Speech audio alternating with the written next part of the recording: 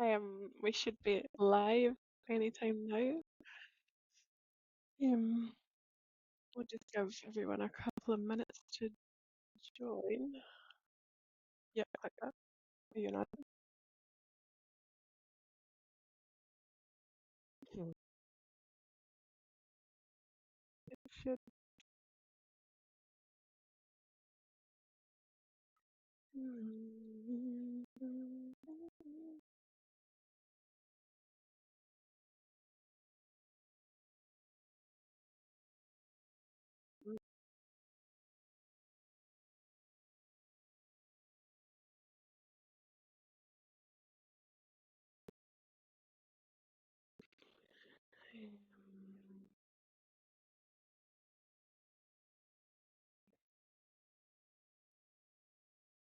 Here we're live. We'll just give it a couple more minutes. Um,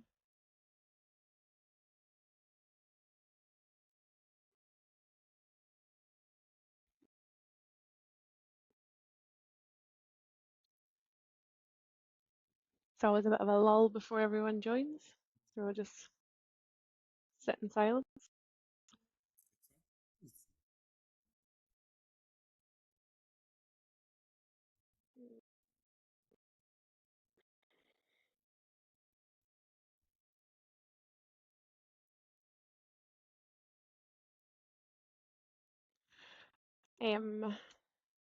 Right, another wee minute and then we will kick off. We're just super early, Davey.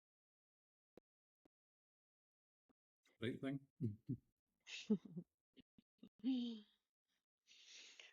um,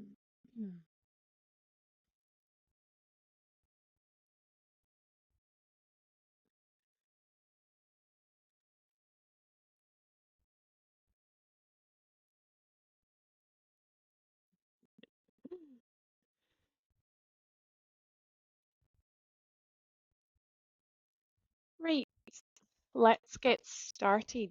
We will start at 2 o'clock on the dot. For anyone who is just joining us or who will be watching this kind of later on, we're just going to get started just now, but this will be recorded and we should be able to share this after it's finished as well. So if you don't catch it all, just let us know. But first of all, thank you very much for anyone who is watching. We'll start off a little bit with some intros, I think, because I don't think a lot of people have maybe met myself. Probably everyone's met you, Davey. I know you're out and about all the time. But my name is Amy. I am the head of marketing at SilverCloud. So we are joined today by David Nelson. I will let him do his own intro. But we are going to cover all things to do with CoPilot, Cowork, where to start, what does it mean, what to do. Davey is our modern work expert, which he will share a little bit more about himself. So yeah, Davey, do you want to kind of give us a bit of a background info on yourself? Certainly, no problem. Good afternoon. My name is David Nelson. I'm a modern workplace specialist at SilverCloud. I've been in IT managed service for around 22 years now. So I've worked my way through different roles within managed service organisations, and I've reached specialist at modern workplace. What I do for SilverCloud is I work with a lot of organisations looking at their current technology stack, how we can improve it, how we can modernise and bring people forward to the new way of thinking. It involves a lot of AI, involves a lot of automation and all the kind of fun stuff that's going about at the moment. So it's an enjoyable job, and it's really exciting to work with the new technologies. Yep. And I take it from your experience just now with being out and about talking to customers, AI is a very hot topic at the moment. It's something we have done multiple events on. We are asked about it all the time. We're still trying to figure it out a little bit, but I just wondered if you could maybe give us a little bit of an overview on what actually is AI, which I know sounds a bit silly, but some people kind of maybe have different definitions. So just maybe take us back, start from very basics and kind of fill us in on where we're at in terms of in the industry. No problem at all. So AI kind of came to the business world and the personal world back in 2022 with ChatGPT. It's grown arms, legs, teeth, hair, knees, toes, everything since then. It's moving forward at a ridiculous rate. I would also liken it to when the internet first came to the world, really in 1990. We started to see it getting used in more and more use cases that actually now when we look back, I don't think anyone can say they can do without the internet now. Most businesses require it for most components, and most households don't run without it as well, especially if you've got children and teenagers. Um, since then, the developments have been really, really forward thinking. You've got a lot of the big players who are still the big players. So OpenAI, who produced ChatGPT, you have Anthropic that produced Claude. Anthropic are actually former OpenAI engineers as well. So it all kind of stems from that one kind of big launch. The pathways in which it's kind of been growing is exponentially almost. What we're seeing with ChatGPT is they've just launched their own Cowork section, which we'll talk about a wee bit later on, I think. But they've got work within their kind of environment now as well, which is catching up really to Claude and the Cowork element within there. When Microsoft started to get into the game, they decided it was a good idea to go into bed with ChatGPT, but they have their own instance of ChatGPT with OpenAI, and they're able to launch CoPilot in its first instance. When CoPilot first came out, it did seem quite gimmicky, in my opinion. There was a lot of kind of, oh, I can make a picture, I can do this, I can do that. It was okay. The developments they've made with it over the last 18 months alone are absolutely ridiculous. And it ends with Cowork at this point, because Cowork is now the kind of pinnacle of where you would want AI within a business. Mainly because a lot of the kind of wonderful kind of things it can do within your own environment rather than anything else. So Copilot came to Microsoft, and it started to grow arms and legs. We're now on wave 3 of the rollout of that. Wave 1 and 2 have been fantastic, and we see some real improvements every time. Wave 3 is now where Cowork comes into play. For organisations, and my conversations with a lot of people, I think everyone's still kind of at a stage where they're not really sure where AI fits into their business. They're not really sure how to adopt it in the first instance and then start running with it and put some trust in it more than anything else. A lot of what we've been doing as well is Copilot enablement, showing people actually how to get the most out of using the tools that you've got already. The difficulty with it is understanding what you want to get from it, and a lot of people see it as a hurdle rather than a system or something to actually implement and push them forward. So I think for me, it's really, really exciting in terms of bringing it into business places, but at the same time, it has to be treated with the utmost caution as well. I'm going to do the death knell and say that the biggest issue is security around any of these tools. If you're using Copilot, you've got a bit of an upper hand because your data is all housed within your Microsoft environment. If you're using your standard ChatGPT or your Claude or your any other rock model, anything like that, then your data is obviously going to be the biggest risk with that. There's ways and means in which we want to control that with people and help them kind of make sure that their data is not being spread out across the world and used to train these models. And effectively, it's your data then that's out in the open, out in the wild. It's the last thing that anyone would want for their business, their IP being leaked out in that space. So having the right guardrails around it, having the correct control around it is also one of the biggest concerns for organisations, and it should be. In all honesty, it's your data, and you're the one that needs to keep control of it. Bringing AI into the mix can bring you so much, but at the same time, if you don't do it right, it can also be a downfall. It's the old adage of rubbish in, rubbish out. If you're just putting AI against rubbish data, you're going to get rubbish results. But if you've got it all clean, all nice, all good, and you're protecting it, then it's going to work really, really well. Okay, so we've kind of dived straight into the scary side of AI. So let's take it back to the very start and cover off a little bit, I think. So for me, I know a lot about Copilot because we deal with it on a daily basis. I still think I don't use it to the best of our ability, which is probably shameless. Shameless. It should be. I shouldn't be saying that, considering how much we do rely on it as a business.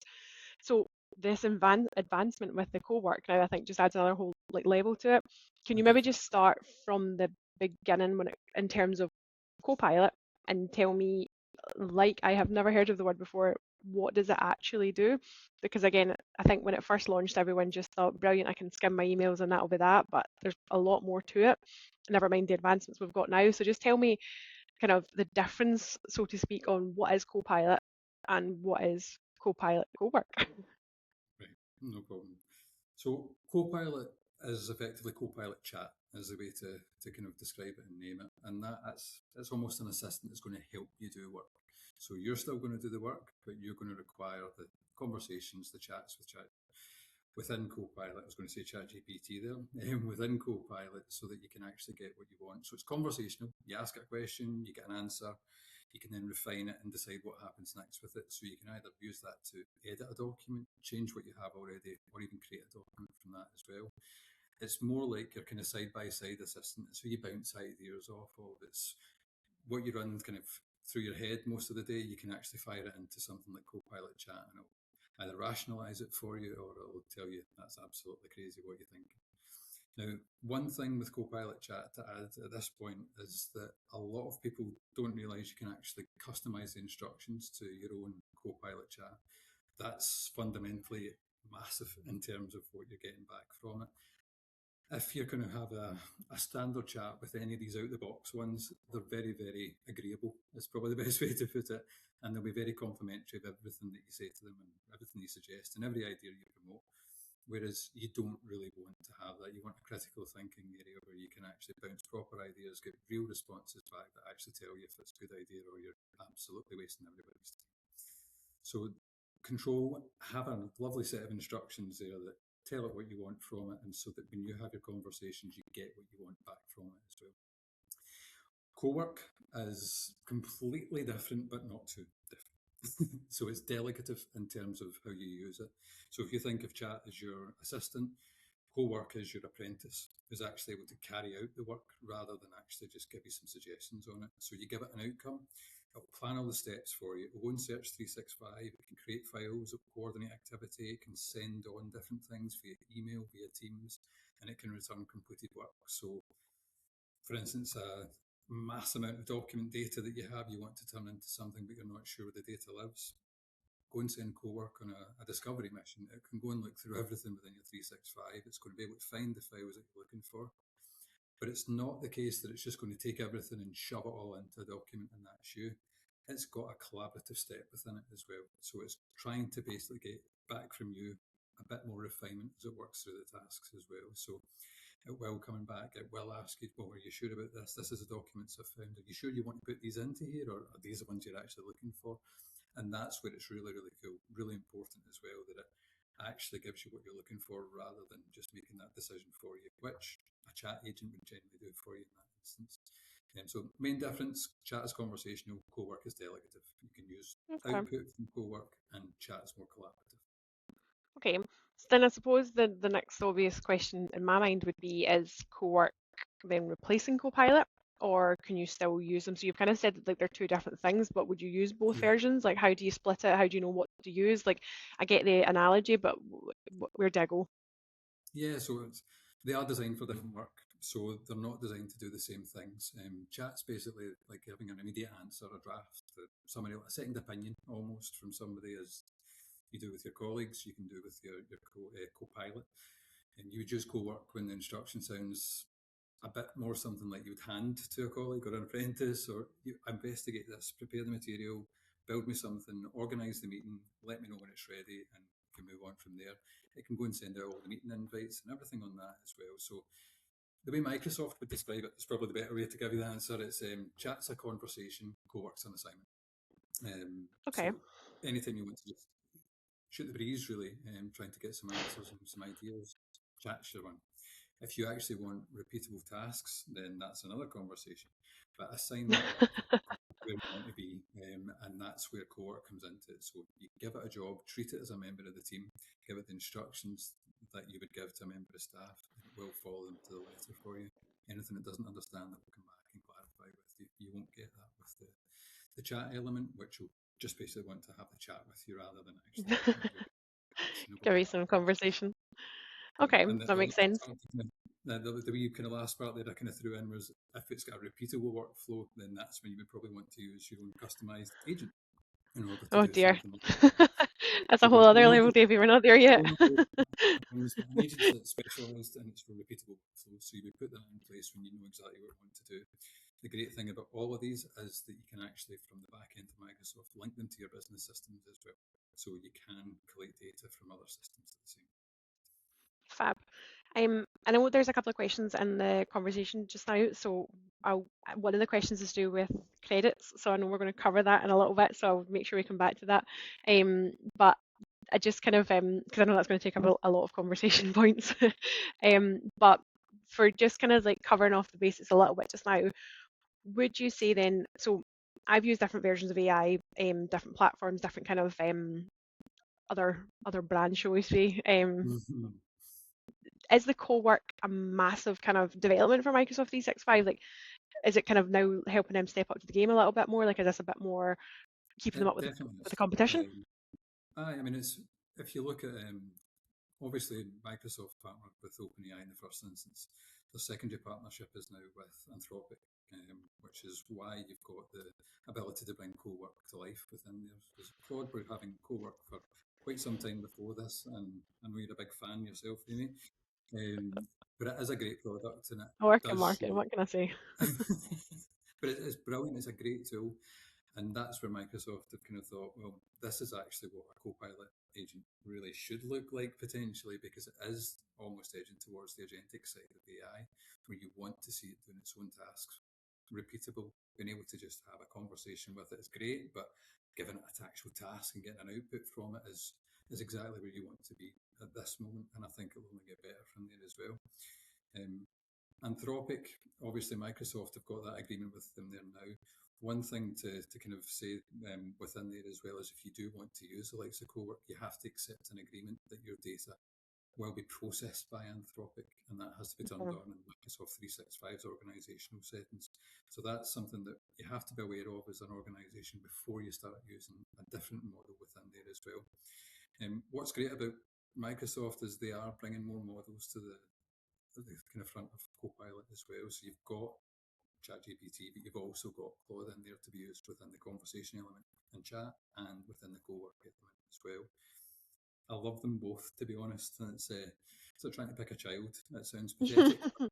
They they both get kind of um, different kind of skill sets as it would be. And if you're bringing different people into your business, you always look for the kind of different skill sets in different areas. And I Yeah. think where AI has got that as well. With OpenAI, I love the conversation element with ChatGPT, and I've used it for that long now that it's kind of part of me. Unfortunately, it knows everything about my life. It could probably replace me, to be honest. Whereas Claude is brilliant for the creative minds among us Yeah. going and building things. I mean, I've even shown my son how to use Claude and Claude Code, and at 11 years old, he's making games now on It's browsers. ridiculous the things they can do, isn't it? It's Um, fantastic. Sorry, Damien. I know we can go off and talk about Claude all day. I just want to make sure before we run out of time. um, so again, maybe we should cover off the credit part of it just now before we start to go into, because I know this is quite a Yeah. chunky conversation and quite a topical conversation at the moment as well. So talk me through, like, again, just talk to me as if I know nothing about any of this stuff. Copilot, how do you get it? Co-work, how do you get it? And then how do you then work out when to use it, how to work it on, and then how do you work that ROI back into that if it is a credit-based subscription model? So that's a big question. I know, So sorry.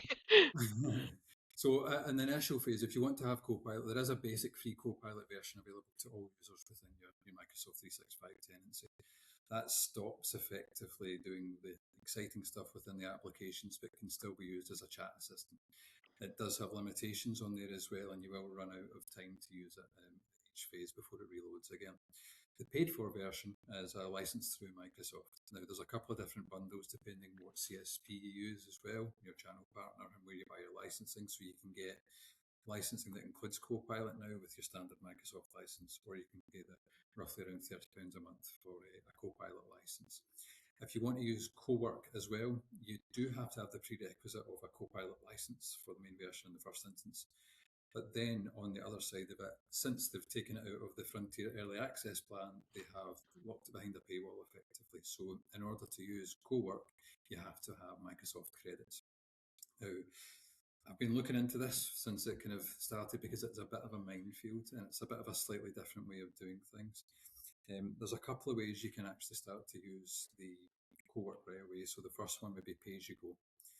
When you use pay as you go, you set up a billing instance in the back of 365. what you do from there is put cost management against your CoPilot, and then you have to put a billing platform against it there. Now, you can choose here, which is quite good. If you get to certain totals, then you'll be made aware that you've got to those totals.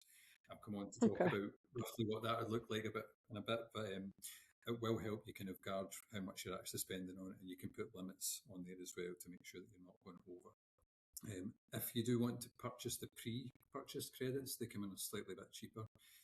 On average, I would consider it's in dollars from Microsoft, so $0.01 per credit would be. And on the pay-as-you-go, you get a wee bit of a rebate on that, around 28%. Sorry, not the rebate, not the pay-as-you-go one, that they paid for free pack Paid credits. for one. So it's a P3, which is a pack of credits you can get from Microsoft.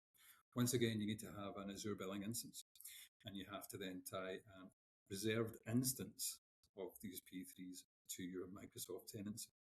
Now, that becomes a bit more complicated because your Yep. CSP generally block it by default that you're not allowed to buy reserved instances. So you have to go through the rigmarole in the first instance to get that unlocked, have to make these available, and then it goes purchasing. Microsoft have also decided in their infinite wisdom to throw in another currency in between this as well. So to get your, for instance, an annual pack of 300,000 credits, that works out as 3,000 Microsoft CCCUs. So Really. absolutely no reason to throw in a third currency just to confuse the life out of everybody. So the CCCUs are what you purchase from Microsoft. So once you purchase that, that works out around on the 300,000, about 25,000 tokens on a monthly basis.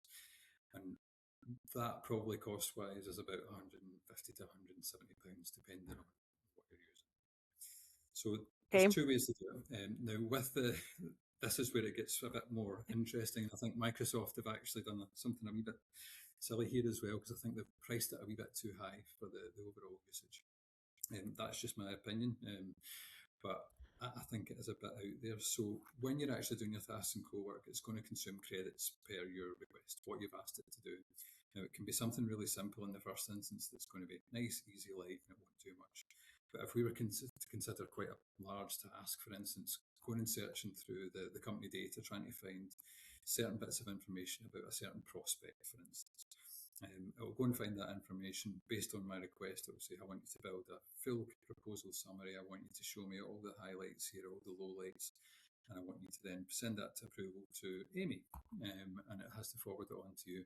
Once Amy sends that back to me, onto the box, and we'll see how it goes.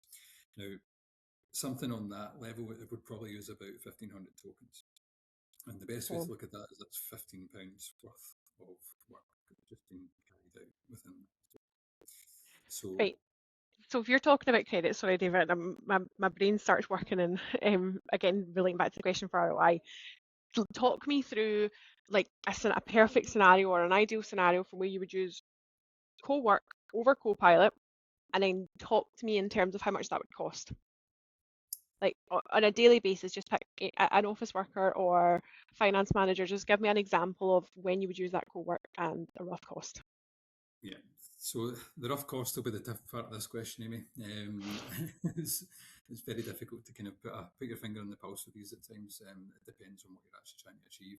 So, for instance, a good example for SilverCloud, for example, everyone will be aware we're a managed service provider. We have multiple different departments, including sales departments and marketing departments, and they all do their own wonderful things.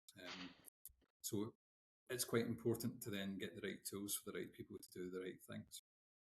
A good example of where I use Cowork and where I would use Copilot Chat would be if I'm trying to interrogate data, I will use Chat, and that's where I would go. If I had a raw CSV file and I wanted to turn it into something great, and I wanted to understand the data, get some tables, get some metrics, I would take that raw CSV file and I would use Copilot Chat to talk me through it, and it will go and create a separate sheet, and it will build it all beautifully for me, and it will look fantastic. You can choose your model at that point as well, whether you want Claude to run with it or whether you want ChatGPT to run with it as well. So what's cool about that is you're able to then kind of almost determine what your outlook's going to look like when it comes out the other side. So I would use a Chat in that instance. I would also use Chat in an instance where if I'm looking for some ideas perhaps on how we can build agents into different areas, then I would talk to Chat about that, about how we would implement that, what's the best way to do that, would that work, would it not work? And it's bouncing ideas off of, and it's quite creative that way. So your creative people can have that great conversation, understand what they're trying to achieve, the art of the possibles there. I'm not saying that people wouldn't know what they were trying to do in the first instance, but and it helps do the easy way and try and make things work for you first time rather than going through the roots of the ring. If, for instance, then I wanted to do the Cowork side of things and there was a task I needed for that, once again, a prime example for me is I visit a lot of organisations. I scan a lot of sites with tools to make sure that they're not vulnerable, they're not open, and they've got different assets everywhere that we need to make sure are all up to date and things like that. So I get multiple reports from these, which all get saved into SharePoint. With them, we've got also multiple reports on surveys and audits, which all get kept within SharePoint as well in different areas. So if I want to then create a report for, say, talking sake, a nice wee catch up with the customer and just see where they are and what the lay of the land is, then I would want to say, right, well, this is where we're at. So I would ask Cowork to go and, first of all, I want you to find the information on X company. I want you to take me through everything you have for that. I want you to show me all the documents. Let me know what ones we could utilise for a business review. It will then come back after it's found that first section and let me know. But my prompt would be further more than that. I would then want to say, I want you to collate this into a PowerPoint presentation to present to the customer. I plan to have a meeting around the 18th of September. Can you please book that meeting in with the following attendees? And then once that's done and once you have everything, please send the final deck on to marketing for approval. That would be a Cowork task because that's doing multi-step, it's doing multi-ways, and it's got an output at the end that's actually going to be usable for you. So Yep. the difference being that you only ever bounce ideas off of the chat, you get some kind of really nice graphics from it and your data, but with Cowork, you're actually building something much bigger. It's actually work that you would have had to have done, which sounds like I'm trying to avoid work. That's not the case. It's enhancing your Trying to people. fit more in. Well, that's it. You can enhance your people to do more with the right AI tools as well, as the argument there. I would never advocate for replacing people with AI, but I think you should always consider that AI can now do a lot of components of people's jobs and make their lives a lot easier with what they're actually being paid to do for you. I Yeah. think that's important to consider. Cowork is one of these tools that is a bit revolutionary when it comes to the kind of launching of AI. It's the furthest ahead we've seen in terms of where it can live, what it can do. And it utilises a lot of Work IQ from Microsoft as well. So Work IQ is effectively, it sees the emails, it sees the organisation charts, it sees all the data within SharePoint, it sees the team's conversations, it sees things in Loop, it sees things everywhere within your business. Everywhere. So the great part of that is it knows what's going on in the business at any given time, which is really what you want from an agent or an AI assistant. If you were to look at, for instance, Claude separately or ChatGPT separately as business subscriptions and try and bring them into your organisation, it misses out on the Work IQ. So the only part with that, obviously, is then it doesn't understand the business. It doesn't know what you're trying to achieve. It doesn't understand the repeatable stuff that you've done in the past. It's only going to look at what's in front of it at that given time. I So think that there are. also, sorry, just on that work IQ point, David, I think that also then covers back to your security point of view as well, because the likes of your Claude and your Chat GPT and everything else, you don't let that anywhere near your systems. That's not like we see every day there's another leak, it's switched its own brain on and it's a way hacking everything. Like we just don't let that into our systems. I want to say every time I read the news, I think, oh, here we go again. Like what's happening? Like how it's going to get up and walk one day. But how does that then differentiate in terms of a security point of view, specifically if you've got sensitive data, you're wanting to go and run all these tasks, there's no point in only having things that are running half blind. So with this work IQ, your CoPilot, Cowork, you're now able to kind of not give it the keys to the castle as such, but you're able to kind of give it a little bit more freedom, that data, that sensitive information you just wouldn't put out into the ether elsewhere. Does that kind of work from that point of view, or am I like kind of still not allowed to? You're spot on. The thing with ChatGPT, Claude, or any of the other AI tools, Gemini, like they want to use your data. That's the whole point of their existence is really to train their models and make them better, which I'm not against in terms of training models because there's improvement all the time and we see it all the time. There are settings within all of these models that you can opt in and opt out of sharing your data. And that's the kind of key important part of how you do it. If you're throwing any data to any of these out with your Copilot system, be very, very careful of where you're placing that data and just make sure you've got the appropriate sections in your data controls set. Otherwise, your data does leak out there and good examples of it are you can, if you use ChatGPT, you can ask it questions randomly about random businesses, and you can find information that you would not be able to find on the public forums generally. And you'll find it's from Terrifying. the early days of kind of ChatGPT and things when people weren't really aware that their data was being used to train, and they were firing all these things in about their business and what they're trying to achieve, what they're doing, and the pricing and all these kind of things. Then it becomes public information, which you really don't want, and you can't have as an organisation as well, especially if there's sensitive information that relates back to GDPR or anything like that as well. So there has to be that conversation. But for me, I would always recommend going in the Microsoft route first, purely because of that locked door. There's a lot to be said, and I've touched on it slightly, for your data being correct and your data being set up and controlled in the right way, because permissions is another thing. The agent or the co-pilot that you have against your organisational system and whatnot is going to take your permissions. So if I have permissions to everywhere in the organisation, when I use co-pilot, it can look everywhere in the organisation. If you're obviously certainly restricted, then you'll only see what you can see from your co-pilot as well. So it also adds a question that you make sure your permissions are right throughout your estate as well, because if you've got an HR folder with open to everybody, then someone asks what salary everyone's on, then Copilot's going to be able to see that information and feed it back at Oh the same dear. time. So it's all about data. It's all about secure your data and its permissions around it as well.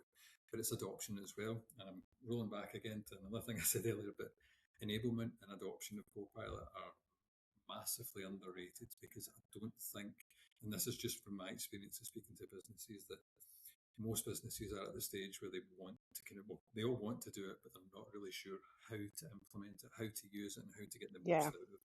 And I think that's where Cowork's brilliant. Cowork's phenomenal, but I do think that the underlying issue for businesses at the moment is trying to understand what AI will bring to their business, how it can affect them, how it can actually make their days a bit easier, and how they can get some time back from it as well. And it's not just Yeah. all about the AI side of it. There's an automation element of it in there as well, where AI becomes really your biggest friend, your biggest employee. And I mean, we have multiple automations running in here as an organisation, and I think there's around 1 million touch points from automations at the moment on a weekly basis, which is absolutely Crazy. ridiculous. I know. It makes things work, it makes things go that bit faster, and it makes us able to turn around things a lot quicker. I think that kind of leads into, there's been another question there which ties into exactly what you were just talking about in terms of um like how do we get our customers ready for like Copilot, specifically regarding with data and policy remediation, SharePoint, Purview, etc. Like this is a question we come up against all the time. It's at all our events. When we done Agentic at the start of the year, data came up. When we done our Copilot event nearly 2 years ago in Microsoft offices in Edinburgh, data was the biggest point. It always comes up again and again and again. And so again, this kind of comes off a little bit in tangent, and I know this isn't necessarily relating to this. And again, it probably does need its own session. But just a quick point on this before we go back to Copilot is just about how do you just, because the thing that we see a lot of is everybody like buys the licenses and then they're like, well, my staff aren't using it, or how do we do this? Like, what do you do to get this right, and how do you get the data right to make sure people are using the best of it? And then does the co-work element of this then make it easier to do? Because I know that I am now using it more often because it has better functionality, in my opinion, for what I would need it for. Again, a lot of different angles to that question, so just enjoy that. Thank you. So, I mean, AI doesn't really create your permissions problem, it just exposes it, right? So it's just going to say, right, well, I can see here, here, and here.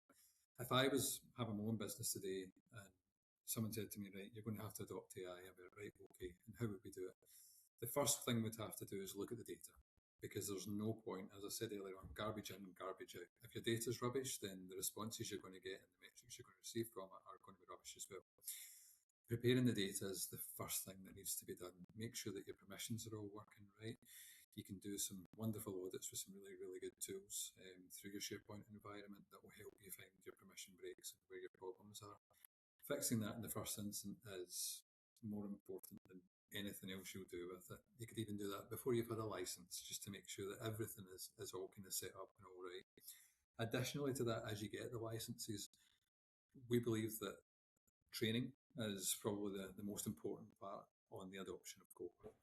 There's no real way to just kind of say, right, this is what it does here, here, here, here in 15 minutes. You need to spend a bit of time understanding And I hate going back to this because a lot of people will probably say, oh, why are you talking about prompting again? But prompt engineering is the most important part of using any AI tool. How you talk to it determines the result you get from it. Yeah. There's no shame in using AI to get a prompt to put into AI. Either.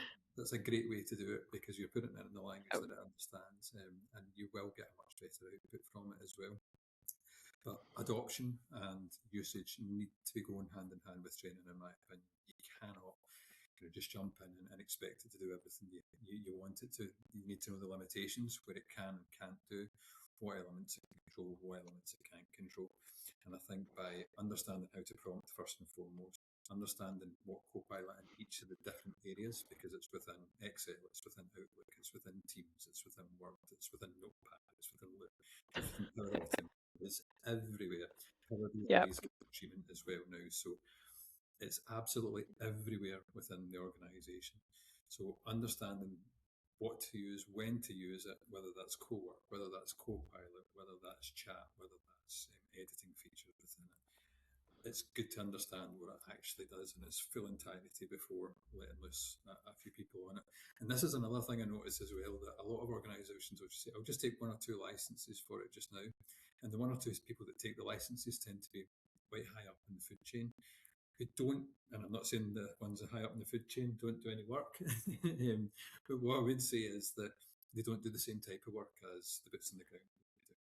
And that's probably where you're going to get more of a benefit from AI, is when you do Yeah. have staff that are doing tasks that can be quite monotonous, that are quite time inclusive. That's where it's going to come in and help you that bit more. I mean, you know what it's like more than anyone, Amy, creating presentations and creating Yep. anything in PowerPoint.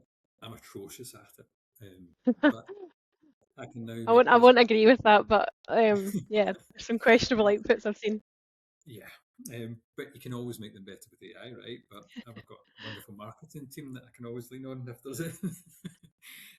But for that, it's like you can make something with all the animations, all your kind of branding as an organisation. You can do that within a couple of minutes, which is ridiculous when you think of the time it used to take to make these presentations and polish them off, get all your animations right, and everything Yeah. around that.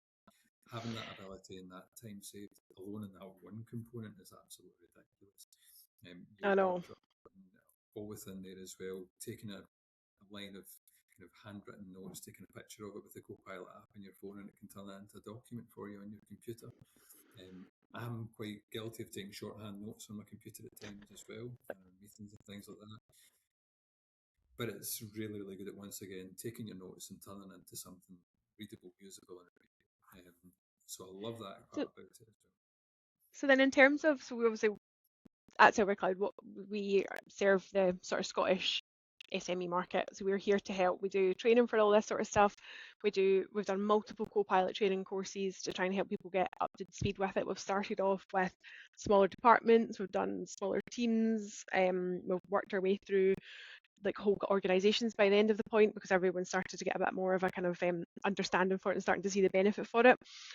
What would you say then, if we relate this back to our customers, managed service provider, we're speaking to customers day in and day out about this sort of stuff, but anybody who's on this or watching it back, what would you say would be a really good Cowork pilot to start with for a sort of SME, you know, who our customers are? Like, if somebody wanting to begin this journey, is there a pilot they could start with? Is there a department to start with? Is there a good use case for it? Like, how do they then start to think about using this in the organization? Some sort of top tips for them? Okay, so a lot of the companies I speak to, the first place where we can really help is finance. Finance, and I'm sure the finance people among us all will like to say that they're not, but Excel is king. And a lot of organisations still use spreadsheets for quite a lot of their day-to-day, which is fine because it's a great tool. With Copilot, about 9 months ago, Excel and Copilot wasn't really worth writing home about. Today, it's very much a front and centre showpiece, and it's a fantastic bit of AI within there as well. It just works so well. It enhances to a level that you would have expected to see at the start, but it took a while to get to where it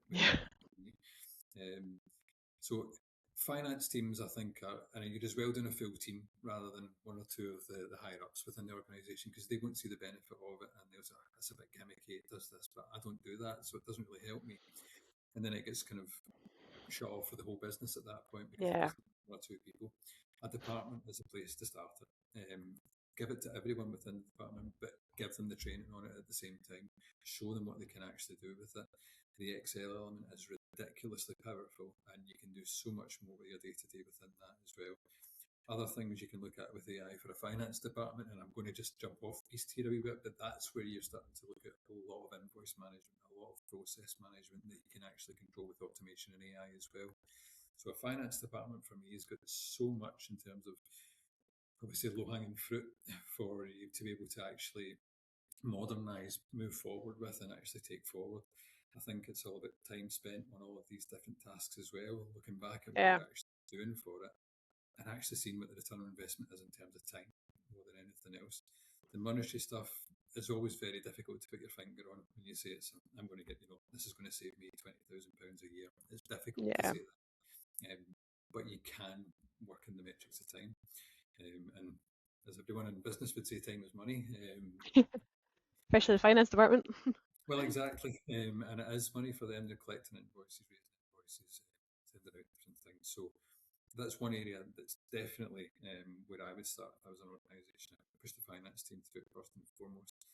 It Okay. really depends on the business as well at that point as well. So if you've got a business that's, for instance, a home decorating company, there's not really a lot in the day to day that would be used for that, but on their data on the other side of things, whether they pull that out via their finance system or a CRM, they can interrogate that data, see patterns across what's happening with their customers, see when their busier times as quieter times are, and it's a lot easier to find that information, find those metrics, and move them forward. For places like golf clubs, for instance, as well, golf clubs tend to have kind of door lock systems that are associated with members, and you can see when people are Yeah. coming in and out of the building. You can see if they're going to the bar after a round of golf or they're just heading up the road. All these kind of things tie into different promotions and whatnot that you can do as well. When's your busy times? When's your quiet times? When do people use the bar? When do they not? Why do they not use the bar? Is it because it's now time Exactly. tenants lager or so on and so forth? So it's all to do with the business more than anything else as well. I wouldn't say it's a one size fits all. I would say that you would have to approach each business as a blank slate, almost bespoke build for AI to see, right, well, how is it going to affect What me? How is it going works? to from me? So assess it, say, right, well, this is where our data is, this is what we do, this is where all our systems are. Can we link all that together and start to use AI to pull this information on a regular basis to provide reporting to the management team, to provide leads to the sales team, to provide work to the help desk and support teams and Yeah. such. So it's about trying to understand the business, I think, more than most is the best way to kind of start because it gives you that opportunity to see where the gaps are and how you can improve them. But if it was a blanket and you were forcing me for an answer, a finance team all day long, that's the best place to start. And then if we link it back to the finance team and kind of one of the earlier questions, the sort of Cowork credits, I'm assuming you can switch on, switch off, scale up your permissions, flex it up and down as needed. Yeah, So the finance exactly teams that. aren't sitting here going, we're an extra $300 a month or something. Like you can work that up, can't you? It can be worked up, so there's a lot of control around how you would do it. So you can say, for instance, this user here can only use 1,000 tokens per month unless I change those totals. So you can drill it down to either groups of people or individuals. You can control what they can see, use, and play with at that time. And if they've got an upper limit of tokens, you can stop it at that. So if you as an organisation are bringing in 25,000 tokens a month, then you're able to then bring that back down the line and say, right, well, I'm going to split that as 5,000 tokens to each of the CoPilot users in my finance team so that they've got the ability to spend 5,000 tokens, £50 each effectively within that Your environment. pocket money. Yeah, and that's exactly it. And my only concern with Cowork, as I say, is I think that the tokenizer, the credits are quite high because an average task is taking, 300 to 400 tokens, or sorry, I keep saying tokens, and Microsoft will shout at me for that. It's credits. Credits.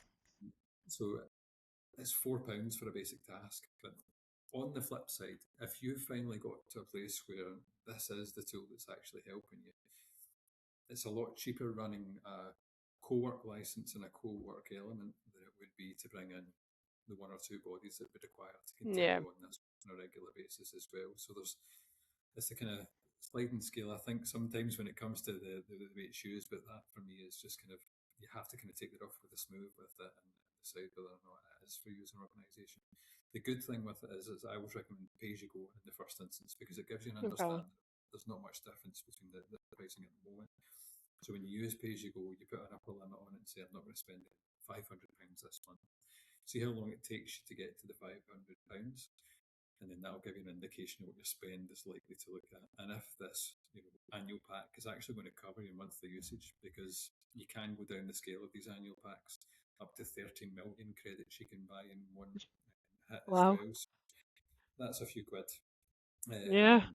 So that's quite an expensive one to do, but it gives you an idea of where you go if you do pay as you go in the first instance. You see if it's right for you. You can also, once you've ran a task in Cowork, you can press /cost and it will produce the cost there that it's actually done to run that one. So you can get an understanding. If you've used Cowork, you can run it and say, right, perfect, I've got this cost. That cost me 598 tokens to do that. So that's the kind of work I'm going to be doing consistently with it. So I know that that's going to be my rough cost per task is around 600 credits for that.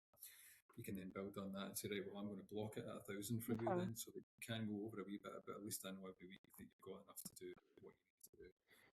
But it's a long game, I think, for this now more than anything else. It's understanding how much you're going to use is going to be the tough part. But And to then go back obviously on, the other on that point, sorry David, I'll let you finish in 2 seconds, but the save your please and thank yous is what you've told me is to don't yeah, save your manners.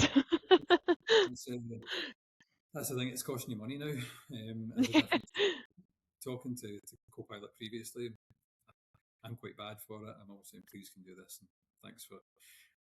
It's an AI, it doesn't have any feelings, apparently. I just hope it's not a mistake. But it's an AI at the end of the day, and it's there to do a task and it's there to do a role, and it just so happens that the way we speak to it is natural language. Um, it's probably a British thing more than anything as well. We're incredibly polite as a nation, and just want to say please and thank you for everything, but Yeah. it's costing money, and the more you say please and thank you, the more it's going to cost you. So cut out the niceties, be direct with what you want, and you'll save yourself a bit of money within the credit system there as well. Okay, I'll keep that in mind for, for going forward. But you're still And going to then say please and thank you. I'll just put it in the one prompt. So as we suppose we start to come to the end a little bit, we touched on it briefly, but if you can just give us a sort of very quick overview on, we know like from our customers just now, people aren't using their Copilot uses to the best of the time as it is. They're not using them effectively, so we are working on how do we train the staff and everything else that we covered off. We've then also spoke about the next step of being agents and agentic, and everyone's going to want to be at the board meetings are going to be like, first it was like, how do we get AI in the business? And then now it's how do we get agents in there? How do we automate more stuff? How do we do this? Do you have any views on how this can help accelerate that? Does it put businesses in a better point of view? Does it kind of help? Like, what's your thoughts on the progression and how do we move? Because I know that when we've spoke before, there's levels to 1, 2, and 3, and 90% of people are still stuck at level 1. Yeah, that's it. And from where I speak to and the people that I speak to, everyone's very much in stage 1 still at this moment in time. There's a few organisations that look towards the future with Cowork, and we have enabled it for a good few organisations just now as well. On pay as you go, whilst we monitor the kind of usage around it. But to kind of move kind of along the rungs, even if you're just starting with it, that you should be reviewing SharePoint, you should be reviewing OneDrive, you should be checking all the permissions. You really want to kind of identify where your gaps are within the permissions and fix all of that first. If you use sensitivity labels, if you don't, it's a great thing to do throughout the data within Microsoft systems as well. There'll be information protection policies and such as well, so you've got that in there. You want to check, obviously, any kind of access that anyone else has for guests and anything like that into your systems as well, because you can have guest and external sharing controls. And you just want to be reviewing everything as you go through it. But for me, it's enablement. And I know I've kind of touched on this a couple of times, but actually getting trained on what you're doing with it, knowing how to take it forward is the biggest part of it. Having AI is one thing, using it properly is a completely different. And in my opinion, there's not that many organisations fully using it to the full capability for their own systems as well at the moment. So training. Microsoft offers some courses on it as well as ourselves. There's YouTube content out there as well, which people can follow up with different kind of things around it. But understanding what you're doing with it, understanding where it lives within your system, where it can access, where it can bring you forward is so important. To get to Cowork, you have to really understand how AI really functions. Like, I hope you'd agree with that, Amy, but if you hadn't Yeah. used AI in the past and you were just thrown towards Cowork as a first use, you'd be like, right, where do we start? It's kind of a whole new world here, and it is different from the standard chat experience you would have. So Oh, night and I day. think it is, and it's modern, it's new, it's fresh, and it's fantastic, and it's great fun to use as well. But it's one of these things, if you don't know how to use it properly, it will just seem a bit of a waste of time and an expensive waste of time at that. So Yeah. my advice would be start the CoPilot and understand that first. Make sure you get a really good grounding in it. You know how to use it. You know how it operates in the different kind of areas of the business. Sorry, not the business. Different kind of areas of the Microsoft estate, Word, Excel, etc. Understanding that's key. Then, when Cowork is obviously rearing its head for you, that's when to kind of start to move forward with planning, trying to get a bit more out of it.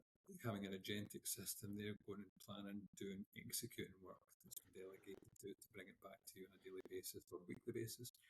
Yeah. That's invaluable, and that's where people will see time returned. They'll see you can queue up your tasks as well within Cowork, just to add, so you can have it dropping constantly throughout the day. Spend an hour in the morning setting up 4 or 5 different tasks, and it'll go away.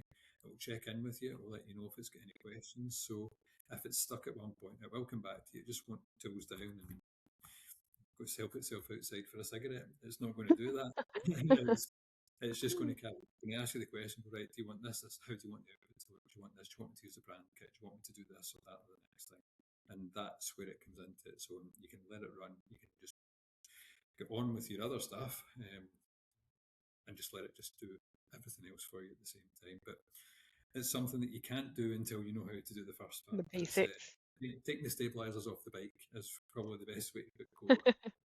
Learn to ride And it then first. I think you've kind of alluded to it a little bit there, but just kind of a final talking point to kind of wrap up the coverage of what we've got just now is just we like what do you see and how do you see co-work change in the next 12 months of an organization? So you're speaking a little bit about autonomous tasks and kind of getting everyone up to speed, but if we think about this time next year, because if I think back to this time last year, what we were talking about was people just being able to use Copilot, and how quickly everything's moving is wild, specifically with like other platforms as well. But if you take this point now to this point next year, how will this change organizations? Because we already know that businesses, if they start up nowadays, they're much lighter, they're much more nimble, they can start AI first, and it's a massively like completely different landscape. But for those businesses that have been going for a while, they're trying to adopt it. How do you see that changing, and how will it kind of change how people work over the next 12 months? I think a lot of people start treating AI kind of less as a kind of a search tool and more like a colleague. In all honesty, maybe a junior colleague. But instead of saying like, "Can you summarise this?" They'll actually start going to say, "Well, review everything, decide what matters, prepare this for me, bring it to there, send it to here, let me know when it's done." All these kind of things. It becomes an assistant that actually does meaningful work for you. The kind of I think it's more adoption from humans is the biggest kind of drawback on this side of things at this moment in time. Those pesky humans, Yeah. um, and that'll move kind of probably the biggest barrier I would see over the next 12 months is it's not the models, it'll be whether the kind of people in the businesses and businesses themselves will trust Cowork to have full access to their permissions, processes, their governance, their budgets, their finance systems, their help desk systems, to let it actually do meaningful work for them. And it's building that trust is probably the hardest part of it, but it's all to do with usage, it's all to do with checking your output, but also it's having the first instance of, am I ready for this? Is my business ready for this? Is the data ready for this? And if you can do Yeah. everything round from there, then the trust becomes part of the journey. I hate the word journey, but you know what I mean. But It's not a good word. no, but it's that is probably the biggest barrier, because I can see this being going arms and legs again. I mean, if I was to guess in 12 months' time, I would say these would be running kind of with models aside, with kind of agents running alongside hooked into business systems so that we can call on them at any time to pull metric data backwards and forwards. We're not far away from that at all just now as well. So Yeah, for me, it's more the human element and the business element and the trust element will determine how far Cowork's actually going to move forward. Yeah. I think one thing that needs to change is probably the pricing around it as well. And I think that needs to come down a wee bit for it to be adopted more widely. That's probably the best way to put that.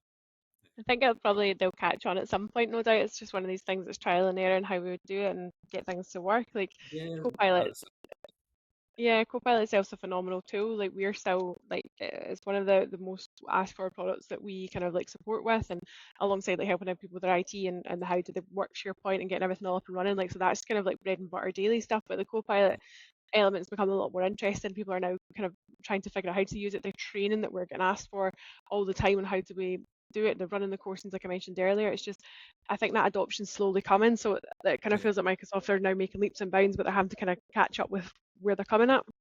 yeah. I think as organisations and stuff, I think we're all still playing catch up. The rate of deployment around AI is absolutely ridiculous. It just seems so fast. Everything's so fast at the moment. To touch the point earlier on as well, I said about the internet. The internet was like 1969 when it was discovered, but we didn't get the World Wide Web until like 1990. So it Yeah, took a good few years for that to grow into something, whereas AI is just exponentially growing every couple of months, it feels like. You every can look day. at the mistakes of other people as well, and the things you mentioned there about OpenAI having their model reach out and break into hugging face and find its own answers for its quiz and come back and answer them all correctly. Um, Oh, these are the kind of things that are just growing faster and faster. Claude with their latest kind of model and the issues they had with hmm. that American government as well. So Yeah. there's loads of different kind of instances we can point to where the growth's really, really accelerating. But as I say, I think for the next 12 months, I think Microsoft will keep pushing. I think they'll keep trying to improve it. Pricing is probably something they'll definitely look at. And I think you'll start to see, as you do at the moment, more skills become available in the co-work element as well. So you can now create your own skills to add into it also. So Yeah. it's got room for so much growth. I think if you were to ask me again in 3 months' time, it'll be a different answer. Okay, well, we better start to wrap it up there because I know that we could go on and talk about this all day, and we have been for the last however long. I get to hear all your interesting stories on a daily basis on Yeah. how far AI and Copilot and everything's going on. But I just want to thank you very much for joining me on here and for your insight. If AMD does have anything else that they need support with, so whether it's training, if they need any help with their SharePoint and their data, where to get their Microsoft licenses, feel free to reach out to myself, to David, SilverCloud team, whatever it is, if you're your account manager or if you're new here. Just let us know because we can support with any of them that you need. But yeah, thank you very much. And we'll try and get the recording circulated. If not, it'll be on our LinkedIn page as well. Thanks, Davey. Right, thank you. Cheerio. Bye.